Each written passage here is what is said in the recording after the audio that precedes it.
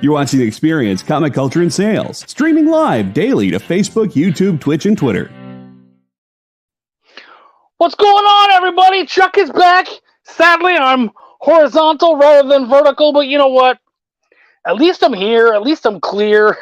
That's what's important. Guys, it's so good to see you.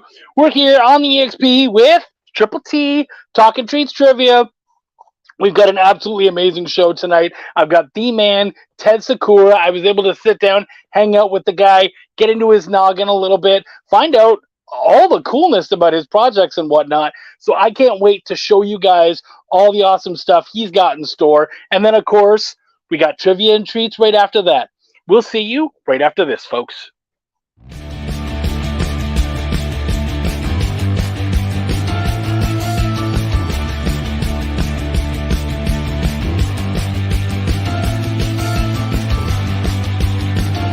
You'll make this rather snappy, won't you? I have some very heavy thinking to do before 10 o'clock.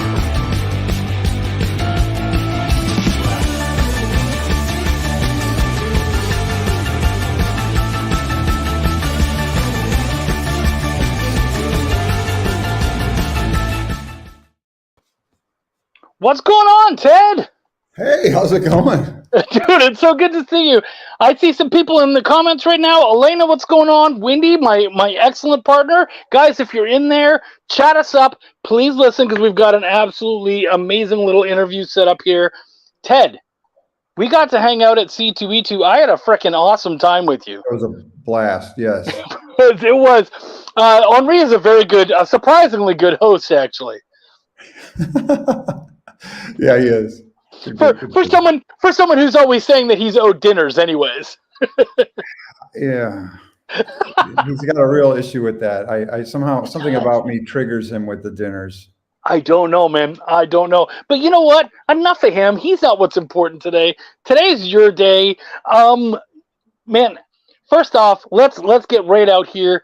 Can you please, because I love getting into the origin stories of our creators. And yours, especially as a comic creator, is way different than anybody else I've ever dealt with. So can you tell us about your foray into comics? Sure. Yeah. Well, I haven't missed Amazing Spider-Man since the 70s. And I still get it. Like, I'm a lifelong comic reader. But along the way, you know, I all through high school, I kind of wanted to be a comic book artist. And you know, I was advised that, you know, that's not a good way to make money. So why don't you go into advertising or something, which I did get an advertising degree. Along the way, though, I was in a rock band. I formed a band called Nothing Like Vaudeville. And we did a concept album. And the album had a bunch of funky characters in it. So one of them being the Tap Dance Killer. Another was called Sir Terror. Then this Fletcher Wax Museum guy. So the rock album, to speed along here, it ended up evolving into a horror show musical, a 2-act musical. We kind of disbanded. We cast the show. This was in like 1993, and staged this. We rented out a rock venue, and then we recorded a demo after it was done, Nothing Like Vaudeville. That ended up getting international distribution. The CD did. And I was writing another musical, a Greek mythology adaptation of the Ariadne sort of story. But then my friend Milo Miller from college and I, we were huge indie fans, indie film fans, I should say. And we wanted to make a movie. And so I started shooting anything I could get my hands on. Hey, David, good to see David Moore in the house. Oh, yeah. We wrote this script for a movie called Hero Tomorrow, and it had our love of comics in it. So it's about a aspiring comic creator who reasons that all the best superheroes are based on creatures, or many of them, like bats and spiders and ants and panthers, you know, etc. So he reasons all the good creatures have been taken, and he makes up an animal that has yet to be discovered by mankind, and his superhero is going to be based on that. And he calls this the Apama. So That's part of the humor of the movie, is this guy explaining a superhero based on an animal that doesn't really truly exist, and him being turned down by publishers. But his girlfriend makes him a costume of his own character for Halloween, and he starts running around in it trying to fight crime with no powers, mind you. So the movie, now back in 2006, debuted at Comic-Con International, played film festivals all over the world. Tony Isabella, creator of Black Lightning, and many awesome Marvel story from my youth, he saw it and said, there's really nothing like this guy's creation in comics. You ought to try doing it as a book. And we thought, all right, but I've never been a fan of adaptations of movies, but what if we did the book that was inside our main character's head, as if he could have just got it published? That became Apama, the Undiscovered Animal. And this is about a Hungarian ice cream truck driver on the west side of Cleveland who unlocks the spirit force of the savage Apama creature. And this is really what started everything for us. It got rave reviews, and we were just like, man, making a comic is so much easier than making a movie. And anything you put into it is on the page. You don't have to, you can go to the moon, whatever. So we just kept making comics. We were doing digital issues at the time and putting them up on Comixology, and we were thrilled with that. But when we got to issue 5, which was really the introduction of our main nemesis in the Apama world, and we did that very specifically because in issue 5 of the Fantastic Four, that's when they introduced Dr. Doom. So we're like, well, in issue 5, we got to introduce our big baddie. I don't know if I have that one here, but she did get spun into her own book. So that's Regina Bloom. This one was our bestseller, really. It was the cover of Comic Shop News when it came out, sold out twice throughout the country. It's a really trippy, the deal with Regina is she's this cult leader who has been waiting since Woodstock for Apama, which is, all told in this origin. And that gets us, halfway through the story. I could keep going. Well, I guess I got to get to punchline. So to the punchline. So in issue 10 of Apama, we introduced this character, Nikki St. Clair, mega talented actor who gets cast in a horror show musical as the Tap Dance Killer. But then there's a supernatural event that locks Nikki permanently in the role, and she starts wiping out the mafia as the Tap Dance Killer. So images of this character were being liked and shared by the thousands, which was something that really never had happened for Apama. So I decided to spin her into her own book, and there were 5 issues in there, and the thing I forgot to mention, coming back to the musical, there was a story where the characters of the musical were brought to life in Apama. That may have been obvious, but I didn't really connect that dot there. So yeah, and now in issue 2 of Tap Dance Killer, actually it was issue 1 at the end, at the last page, we introduced this guy. So he's a heavyweight boxer who becomes this superpowered murderous clown named Punchline. That was 2018. If you've heard of another character of the same name, this was 2 years earlier, and this guy's a boxer who can really whoop some ass. So there you go. It's funny. You must have tapped into something, because all within like 2 years, basically 3 Punchline comics and characters all came out. Yeah, there's the one, another book that's just titled Punchline. Yeah. And that's the name of a series, but not a character, as I understand. Yeah. Yeah. That's the one from Antarctic Press, which is a really good book, solid book. Yeah. But yeah, and I don't even know. I've read the book. I've read I think the first 10 issues. I still don't know why it's called Punchline. Yeah, it's like Walking Dead. I guess Walking Dead, it makes sense. Well, I think I wouldn't speculate on it, but yeah, there's really not any sort of conflict with 2 characters named Punchline that are both clown assassins or anything like that with Antarctic. But I love that you've spun out. I think you've got between Apama, Punchline, Bloom. Don't you have 4 or 5 different Dance Killer. series happening? Yeah, so there's 4. It's all connected, but Yeah. you can start with any one of them. So yeah, what happened is we did spin off after Tap Dance Killer ended. All the characters get continued in Punchline and the Vaudevillains, and this is a really beautiful cover here by Jay Gunzu, where you see kind of all of them there. But oh yeah, you could show the campaign. That's great. But right now we're live for Punchline issues 1 and 2, and it's been we hit our goal last week, and it's been cruising along, which I'm thrilled about. But we're always looking to get go beyond that, stretch goals. There was Punchline's first appearance actually at the end of Tap Dance Killer 1. So we sort of, again, we did the Wolverine splash page cameo. And issue 2 is the whole big origin story. I love it. I love it. Guys out there, please check this out. Share it. I was lucky enough to be able to hang out in Chicago with Ted and look at the books and check them all out. Dude, seriously, art is amazing. Stories seem so cool. I sadly haven't read them yet, but that is on my list. But yeah, man, dude, and what you're doing here with the interconnectivity and the shout outs to comics, comic history and whatnot, like I really love that. I really love that you're doing all that. What is like moving forward? Are you still like punching away at all the different series? Are you more focusing on certain ones?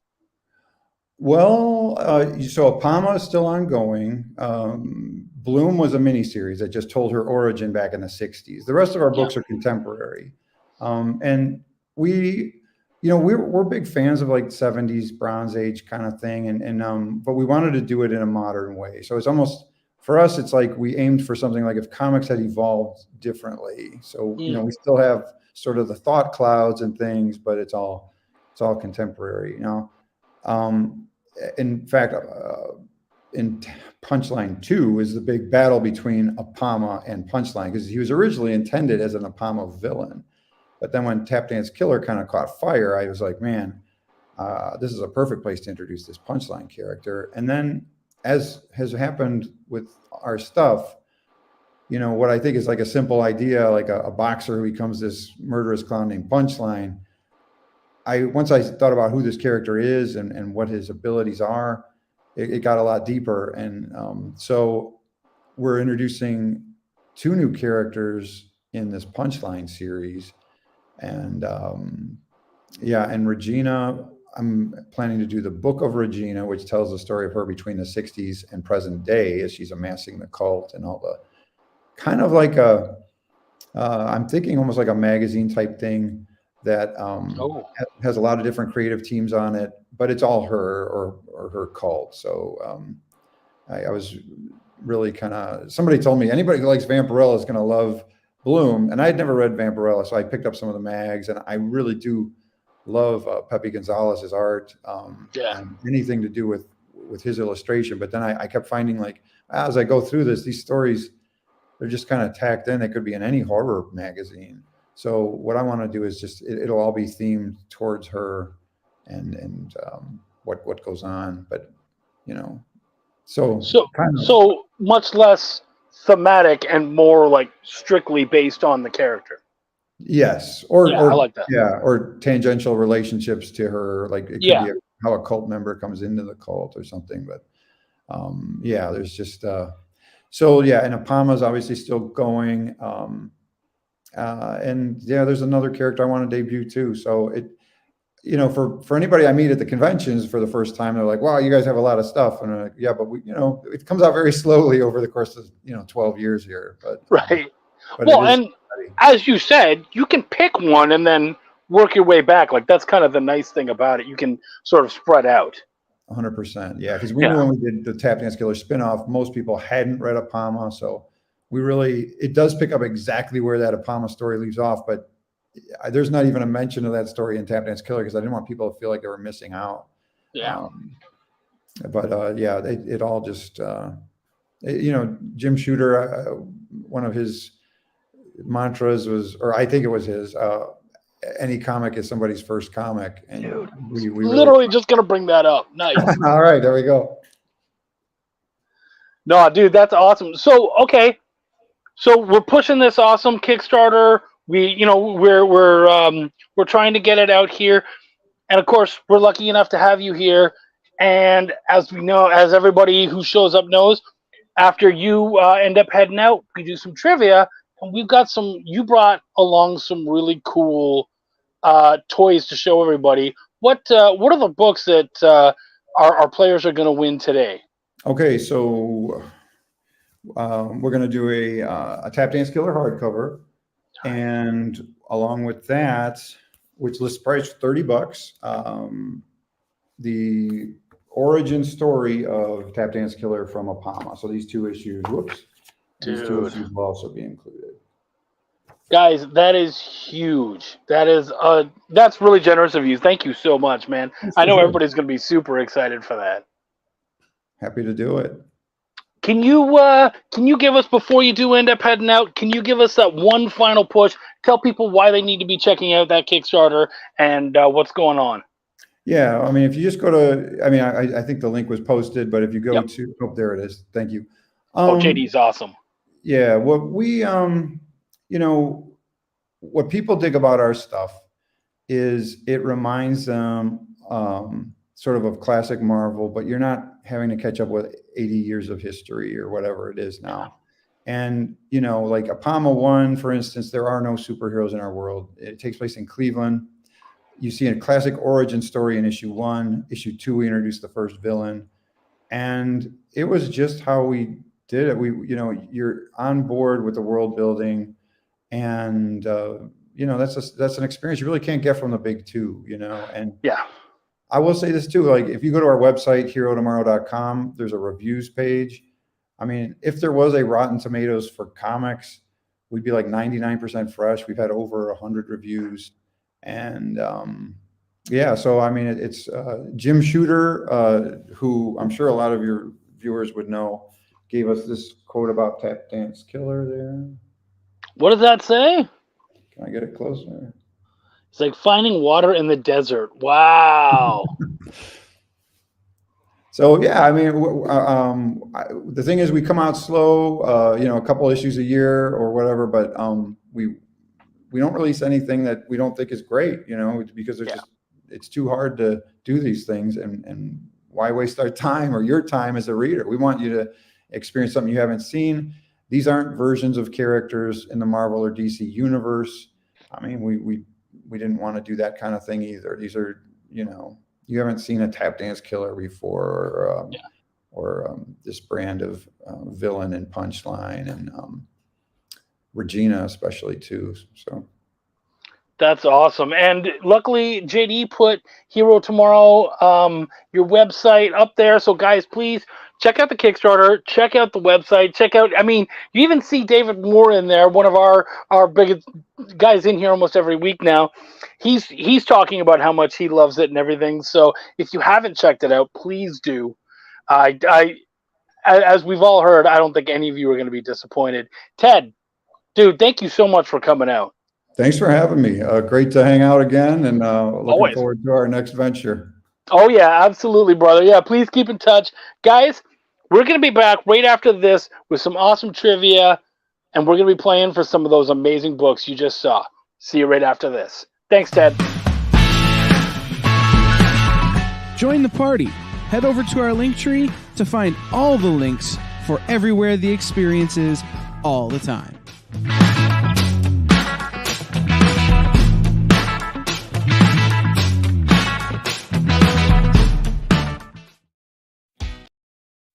Comic Collectibles is a pretty straightforward show. You got Rex here, he sells the comics, and you got Rockin' Robbie, he knows about the comics. And finally, John, well, no one really knows what John does. I mean, don't get me wrong, he's a great guy, but he just keeps showing up. Come to think of it, I don't even really know how he gets in here.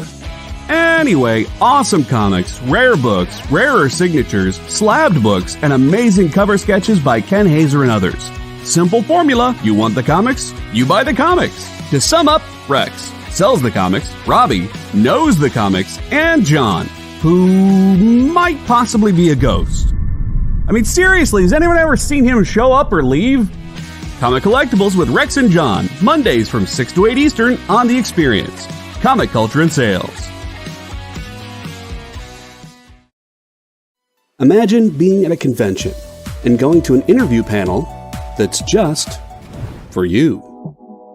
No bustling crowds, no hours-long lines, just you, the moderator, and your favorite comic book creators. Well, this is pretty much that. Miss Jen sits down every week with 2 comic book creators for a live stream interview about their latest work, and you can ask them whatever you want. It's Talking Shop, Mondays at 5 Eastern on The Experience, Comic Culture and Sales. Go follow The Experience on TikTok at @the_EXP1 or scan the QR code on the screen. Our TikTok is like everywhere else we are, except you only have to deal with us for a minute. Seems like a win-win to me.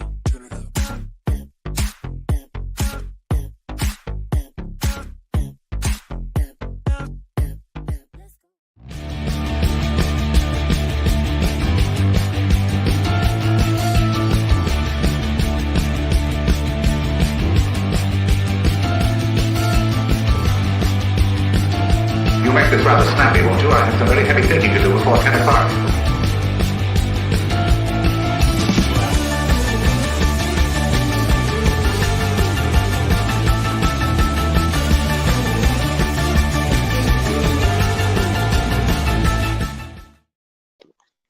What's going on, everybody? So good to have you back. Man, we've got some really cool questions tonight. Wendy and I are having so much fun. I mean, I think I've talked about this before, but it's become this great thing where we'll sit down and we'll talk about the creator that we're dealing with this week and their books and whatnot. So, of course, dealing with Ted, we get to go into, things like movies and tap dancing, and I'm loving the research potential that we get from all these awesome shows. So it's so great. Elena, if you're still out there, I wanted you to know that I know it's going to be hard for you to get prizes when you win, because I know that one of these weeks you're going to get first place. So we're going to find a way to maybe get your prize and send it off with Henri or something like that, so that way you still get your prizes. So I want you to stick around, enjoy, do a really good job, and we'll make sure that you get your prize. Guys, I think it's about what? I just realized even use my mic unmuted, they won't be able to hear me on here because I'm not in the show. Oh, okay. Well, then you can talk the way you've been talking all along anyways. So this is the funny thing. Like, we've discussed this every week.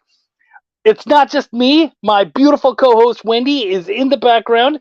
She's got all the questions that we've worked diligently to get for you guys. First person to ring in gets 3 points. Second person to ring in gets 2. Third gets 1. We give out points all the time for funny answers and all that kind of stuff. So keep participating. Keep talking. Points will be flowing out as if it was, I don't know, money at Elon Musk's house. Wendy, are you about ready? I'm ready. All right, cool. Hopefully everyone can hear Wendy just dandy. I can talk a little louder. All right, cool. All right. You ready for question 1? I know I am. All right, number 1. What year were the first Oscars awarded? What year were the first Oscars awarded? I actually didn't hear this question. I didn't hear the answer to it anyways. So I'm interested. Ooh, first Oscars. It's got to be like back.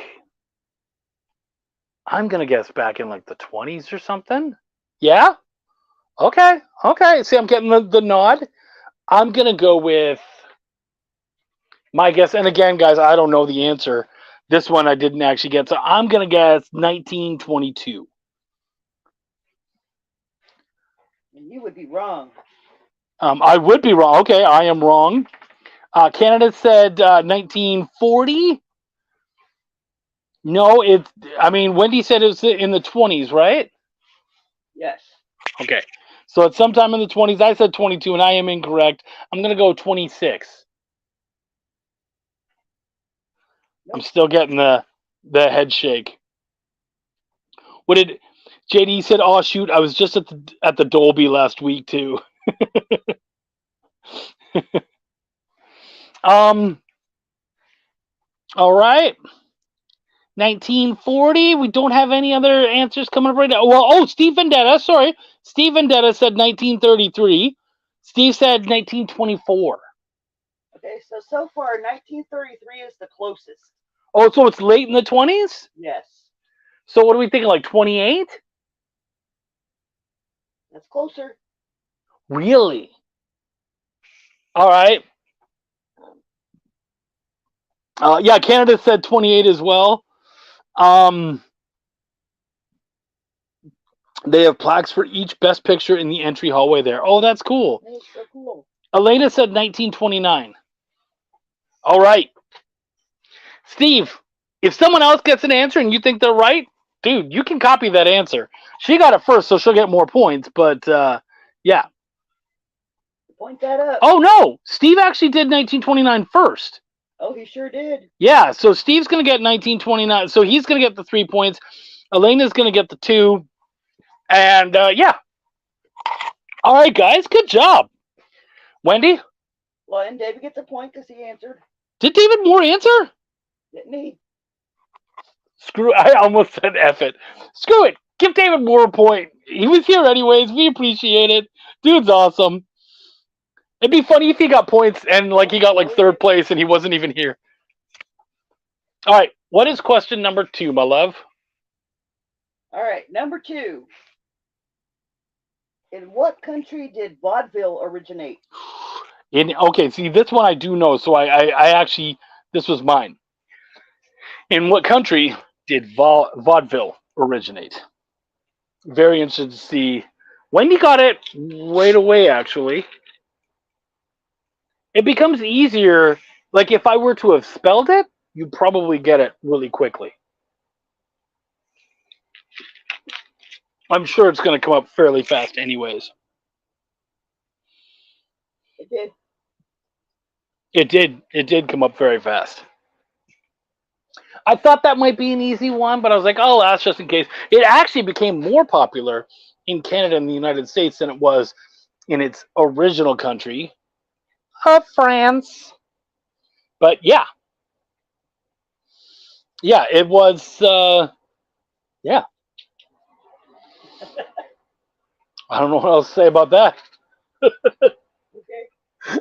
Why don't we go on to the next question? Awkward moments. On to the question number 3. All right. So to go along with the tap dance killer. Oh yeah. What prolific tap dancer who starred in the movie Tap in 1989 passed away in 2003? All right. Good one. What prolific tap dancer who starred in the movie Tap in 1989 passed away in 2003? This one was actually, Wendy and I were both thinking of this person at the same time as we were talking about tap dancing, because I think for both of us, neither of us really know tap dancing that well. So this person was very easy. It was someone that we both were aware of and had watched. I love this. I think they call it soft shoe. Yes. Dancing, where he would there's actually where he would throw sand on the floor and dance in that. Yeah. I love that. Okay, so I'm noticing we're not really getting any answers. So here's what I'll do. I'll give you guys a bit of a clue. Was it the mixed race American actor? You might be correct. I didn't know if he was mixed race or not. I just knew him as black, as far as I was concerned. But he could quite possibly be mixed race. So yeah, that's a great question. Yeah. He was a comedic actor. He what? He was a comedic actor. He was comedic, absolutely. He also he did a movie with Sammy Davis Jr., but it is not Sammy Davis Jr. Yes. Maybe last name rhymes with a popular ketchup brand. That's what I was gonna say, man. I was totally gonna go there. I love that you said that, dude. Rhymes with Sammy Davis Jr. It does not rhyme with Sammy J. Dr. Robotnik, Elena, I love that. You're definitely getting points for Dr. Robotnik. See, that's why we put out these silly answers, because you're going to get points regardless. Yes, not Sammy Davis. And look, like I said, died in 2003. Big movie was in 2000 or was in 1989. Tap. One of them. He started several fairly big Yeah. movies. And like I love that. Popular ketchup brand. It doesn't even rhyme. It's actually pronounced the same way. I can picture him, but I can't remember his name. You know what? Why don't we give out? Should we give out just a point to everybody because they tried? Yeah, of course. All right. Okay. The answer is, and I love that you guys are like, we don't know. We're trying. It is Gregory Hines. Hines.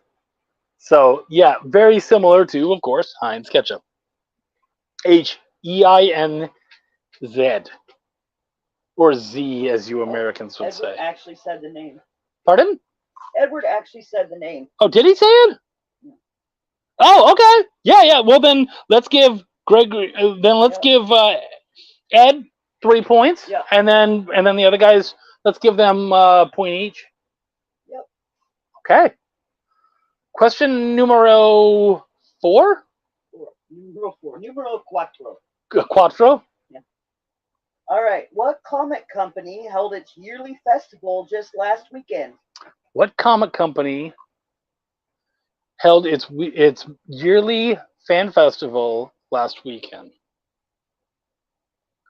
In Arizona, by the way. For those of you wondering,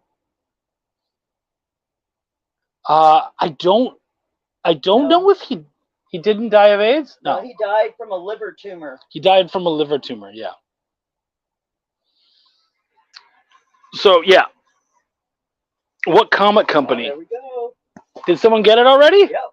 Eddie or Steve? Steve got it. See, I thought that Countess might get that because I believe that she is a big Lady Death fan. I could be wrong. That's right, folks. I believe it was Sworn Fest last weekend for Coffin Comics.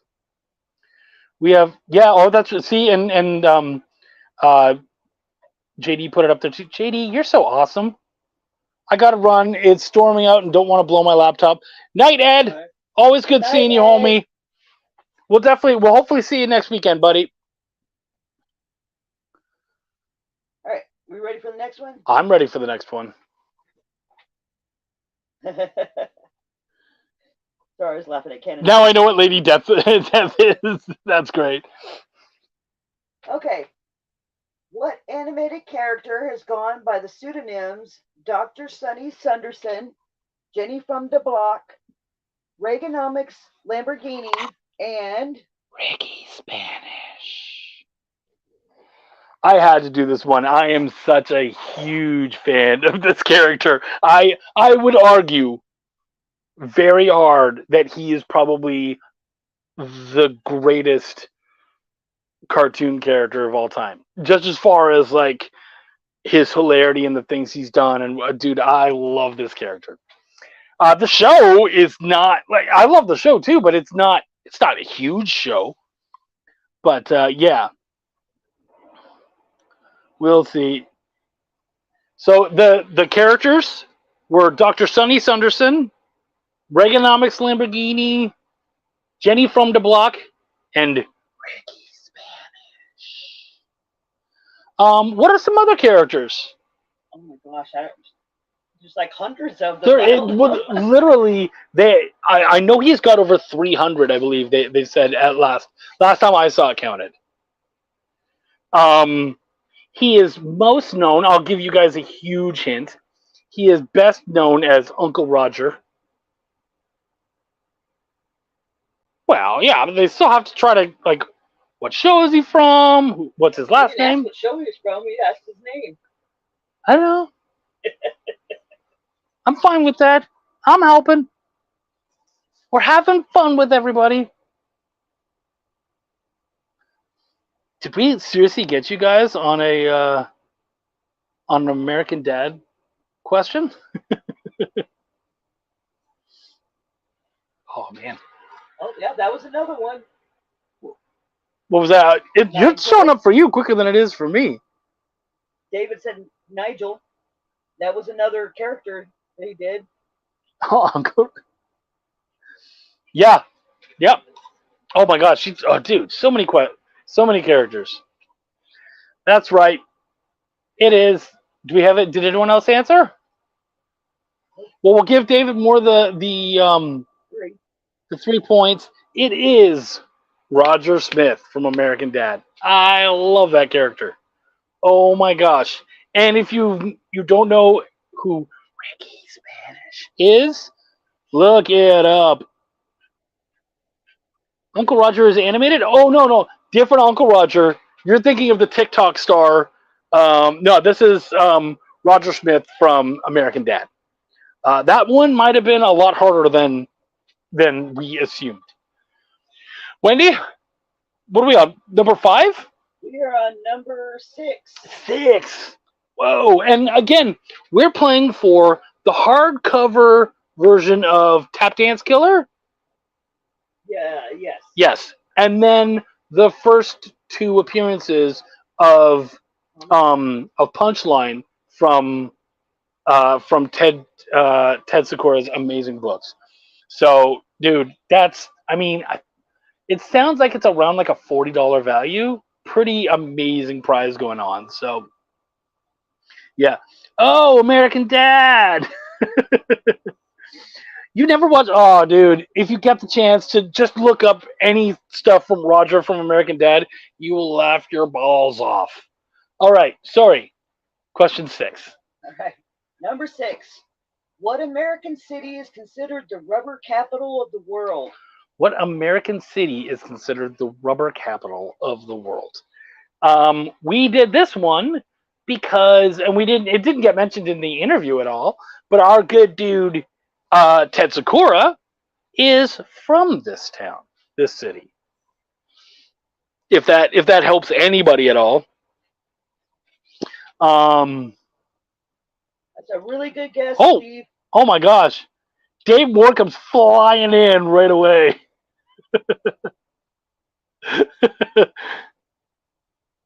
Kind of famous in Korea. I like that. Yeah, Family Guy is a great show. I feel you, Elena. It is a great show. But if you have the chance to check out American Dad, hilarious. Bonus question for Chuck. What comedian was Roger's voice based on? Oh my gosh. Oh. That's a really good question. Milton Berle? I don't think it was Milton Berle. Oh. Oh, that's such a good question, JD.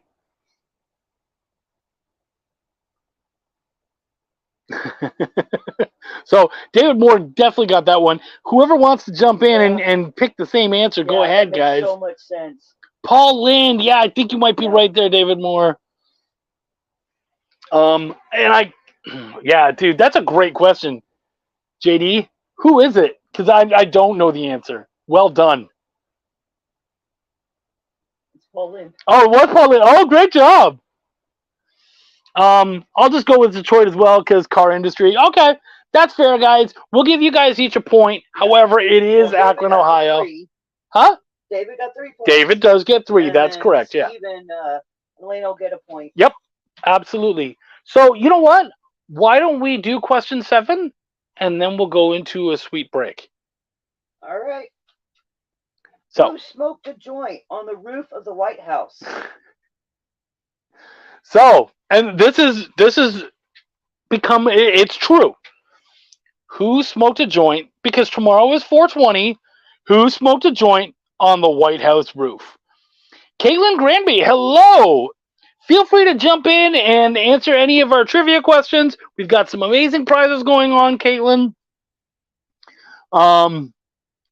David Moore's coming in hot because he's drinking energy drink at the Harlem Globetrotters game. Yeah, the question was, who smoked a joint with on the White House? Joint on the White House Yeah. roof. Um, And then, of course, tomorrow is 420. yeah, tomorrow's 420. It's a very prolific smoker of Cannabis. of the green stuff. The devil's tobacco. Kamala Harris. Come on. Nice. Maybe that's the problem. See, David Moore, that's an amazing first guess. I would tell you that that's probably not even wrong, which is another way of saying it might be true. Scarecrow had a doobie on the White House. What's funny, so I thought that more people were going to know this. And I love your answers, by the way, guys. We're going to give you guys another, just a little bit longer to get the answer. But someone definitely did get it, and it is, yeah. I mean, there's a couple people you would think. You would maybe go to like a Tommy Chong or a Snoop Dogg. But no, it is not them. Woody Harrelson is another one. Snoop. Yeah, see, those are great. Those are all great answers, guys. Those are all. But it is actually Willie Nelson. And here's the funny thing. A little bit of trivia on top of that. He smoked on the White House roof, and this had become like, it was a legend that then became a common story. And Willie Nelson said that he smoked on the roof with the servant. But years later, Jimmy Carter, who was president at the time, actually said that Willie Nelson was actually being a really good dude in saying that it was a servant because he was covering for his son, Chip. So Willie Nelson smoked a joint on the roof of the White House with the president's son. Holy cow. Finn can't afford chronic on his McDonald's paycheck. That's hilarious. Oh, I love how rough you guys are on Finn Jones. So, yeah, that's the real story, man. That is the real story. So, we're going to go 3 points to my man David, and then 1 point each to Elena and to Steve. That's awesome, guys. Please stick around. We're going to be back in a couple minutes with some more trivia and an absolutely awesome prize for all of you guys. Thank you very much. We'll see you. Did you know that every experience show, including some exclusive content, streams on Twitch? Check it out. Twitch.tv/the_EXP. Or just scan that QR code. You just finished the last episode of your favorite new show, and you just have to talk about it. But all your friends are ghosting you because of that incident last week at the buffet. Oh, you know the one. What you did to that chowder. Ugh. Keeps me up at night. So what do? Join writer Dan Wickline as he breaks down all your favorite pop culture media. Whether it's a review of the latest nerdy TV show or a dive back into the history of your favorite comic characters, Dan's ready to discuss all the hottest topics live. Join the conversation as Dan live streams Tuesday through Thursday at 5 Eastern, 2 Pacific on Twitch, Twitter, YouTube, and Facebook. The Dan Wickline Show on The Experience, Comic Culture and Sales.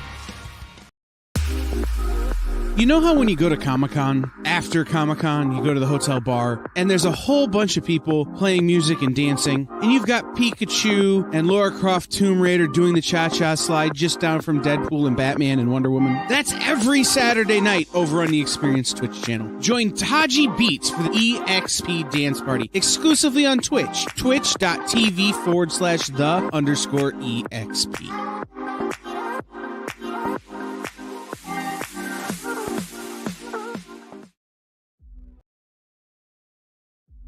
What if Hans Gruber from Die Hard had to battle the Joker from Batman the Animated Series in a dance battle? Or who would win in a race between Baby from Baby Driver and Snidely Whiplash? If Austin Powers and Shrek found themselves in a hot dog eating contest, who would emerge victorious? These are the questions we talk about on Nerd Killer Warfare. Debate the most absurd questions you've ever heard in popular culture. Register now by scanning the QR code or visiting bit.ly/EXP casting.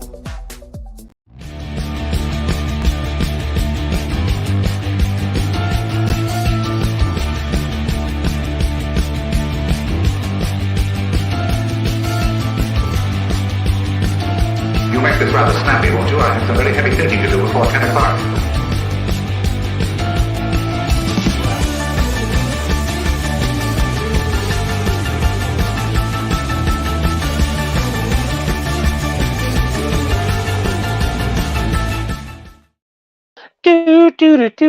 Oh crap, we're back. What's going on, everybody? You're here, Triple T. We've got some absolutely amazing trivia going on. For those of you who've never seen the show before, we bring in an awesome comic creator. We show off their amazing goods. You then check out their stuff, of course. And then after that, we do some trivia based on the genres and the themes and whatnot that they're working on in their books. And of course, they provide an absolutely amazing prize for you. So please, let's make this worth their time. Check out, like Ted Sikora today, he's got Punchline. Please go check out his comic on Kickstarter. Please share the show as well. Like, share, show it off, because we definitely want people to be coming out for this to be worth their while. And because these prizes are absolutely amazing. Chuck, I got the signed exclusive from you and Henri. So, oh, dude, that's awesome. That's the War Lion, right? I love it. I love it. I'm so glad. I really hope you enjoy it. Thank you, man. We have about 10 minutes left, so why don't we go straight into the next question? All right, number 8. What is the name of the sword prized by the Mandalorians in Star Wars? What is the name of the sword prized by the Mandalorians in Star Wars? This one's going to be very easy to give clues for if people don't know it. Because I think everybody knows. I mean, anyone who's watched Star Wars, well, not Star Wars, but Mandalorian. Well, no, but like, in order to make, like, yeah, anyways, whatever. It doesn't matter. Yeah, see, we already have people. Oh, no, Steve. Oh, no, Steve, are you not a fan? Oh, see, we got people coming in right away. Steve, if you think that someone's right, like, say, David or Elena, feel free to take their answer, because that could get you some points. Winkety wink wink. It is the opposite of the normal sword, known as the lightsaber. So it is. Did Steve get it? Did he put? I want to wait and see if he actually put an answer. Poor guy. Darksaber? That's correct, Steve. Look at you, man. You are a Star Wars fan after all. 3 points for my man David Moore. 2 points for Elena. 1 point for Steve. Nicely done, guys. The opposite, a dark blunt weapon. That's yeah, okay, that's fair. Steve's like, yeah, I got points. There you go, Steve. Nicely done. Hey, JD, do we still have a show happening right after this one? Just want to make sure that we're going straight to the 8 o'clock or the 9 o'clock mark for you guys. Okay. Excellent. All right, so let's get these okay, cool. last few. So let's do it. Question 9, Wendell. All right. Which superhero sidekick in 1971 was revealed to have a serious drug addiction? Going back to the drugs for tomorrow, which superhero sidekick was known to have a drug addiction in 1971?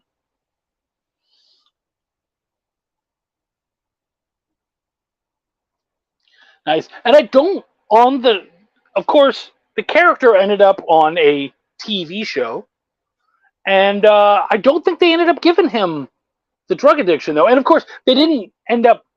It's funny because the character's name and the character's. They brought the drug into the show. Yes. And he had something to do with it, if I remember. It's been a while. Oh, but he did not act. But he didn't. Yeah, I don't think he ever did it. No. Well, and the funny thing is, the character who is known as, let's see. Okay, cool. Oh, you guys are all over it.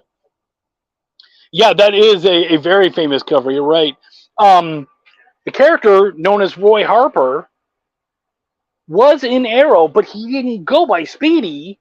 Speedy was actually a nickname for his sister, who dated Roy, which is kind of weird. Speedy dated Roy Harper. And Roy was, I believe, known as the Red Arrow. Yes. Yep. So yeah, we got 3 points for David Moore. We got 2 for Steve. Oh, that's right. He was Arsenal. That's right. Yeah. Like I said, it's been a while.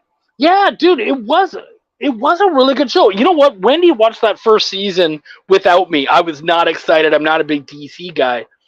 And then she was having such a good time with it. I was like, whatever, I'll try it. And yeah, we were in it for the first like 6 seasons or something. Like we were way into it. We gave up cable, so we ended up losing out on it. But it was really good. We dug it a lot. Let's go on to question number 10. Okay, what year did Disney Plus launch? What year did Disney Plus launch? But never Gonzalez. Yeah. Not that difficult of a question, actually. I got it wrong when I answered it. I was like, well, it's not that hard, isn't it? Like 2021? And Wendy's like, nope, it's not that recent. I was like, oh, dang, okay. Those 2 answers are close, but not correct. Yep, we've got 2 close answers, but not correct answers. Do, do, do, do, do, do, do. Man, I love Kyle gave us such a good theme song. Seriously, it gets right into me. Any other theme song I've had, it's usually metal. And of course, I dig that because you know me. But, we've got some correct answers happening. I mean, everyone knows Jason Todd was on Speed, but they never mention it in the comics. That's weird that everyone would know it, but it was never mentioned. Okay, so we do have some correct answers. Yep. Yep, that is correct. 2019. 2019, indeed. We got 3 points for my man David Moore, 2 points for Steve, and 1 point for Elena. All right. Oh, she said it was 2020 in Germany. If you'd said 2020 first, we would have had to have given you the correct answer. We would have had to have given you the right one. Yeah, I should have said in the U.S. Yeah, no, that's why. If she had said it first, then she'd be right. Yeah. All right, we got one last question, then we'll add up the points because JD needs to get ready for the next show. Yep. One last question. All right. What song from an animated movie debuted on the Billboard Hot 100 this week? What song from an animated movie debuted on the Billboard 100 this week? It has gone viral. I'm hearing it all the time on TikTok, on Reels, on just everywhere. And people are singing it and loving it. I can't imagine that you guys haven't heard this song. DC has Snowflame, who is drug powered by cocaine. One of my favorite first appearance books. That's funny. That's hilarious. Oh, dude, look at that!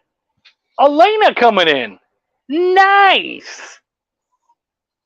Nice. David said it first. Huh? It's showing David first for me. Oh, it is now too. That's true. Yeah, his wasn't there, and then it popped up. That's funny how that happens.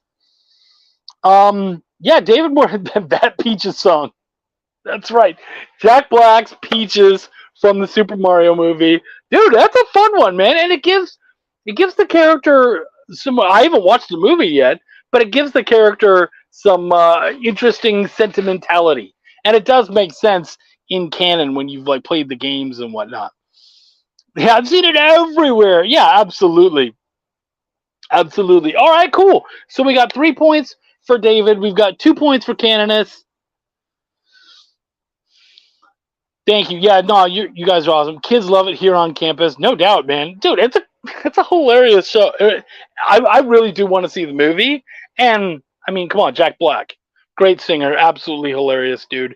So again, the prize today, it's an amazing Ted Sakura, it's Tap Dance Killer hardcover and the first 2 appearances of Punchline. We're very excited. Oh, Steve did come in. Steve does get a point for Peaches. All right. Okay. So this week's winner and the winner of Ted Sikora's prize pack is David Moore. David Moore is this week's winner. David, way to go. Congratulations, buddy. Do you have those books? I know you are a bit of a millions of peaches. I like that, Steve. Well done. Yeah, we've got those amazing books that are going to be going out to David Moore. Guys, always fill out our thing. Steve, we've never had you on the show before. Please come again next week. Please sign up. Oh, great, David. Good. I'm glad we could add that to your collection. You were watching a football game and playing here. That's great. Steve, please put your name in here too, because you never know when we're going to be able to send off some awesome digital. Well, up here next week, we've got Justin and Amy Hunt here. They've got an absolutely awesome book, and we might even have some original art. So, yeah, the prize packs are getting awesome. Please tell all your friends. Bring out as many people as possible. We really appreciate you. But, yeah, we do often have second and third place prizes. Absolutely. So, everybody, come on out. Get as many of your friends to come out as possible. We want to make this as huge and as fun for all the creators who come out as we possibly can. Thank you, Steve. We really appreciate you. Guys, for the lovely Wendy Gale, the EXP, and myself, my name is Chuck, and I give a take care and enjoy the rest of your programming. Do you remember what it was like when you were a little kid and you got a letter in the mail? Now imagine that letter was filled with information about your favorite shows, pop culture questions, links to things you're going to want to see later, and even sneak peeks at upcoming programming here on The Experience. That's what the EXP mailing list is. Every week, we send you sneak peeks, information, and all of the relevant links for all of the shows you want to see. Sign up now on our website or scan the QR code that's on your screen right now.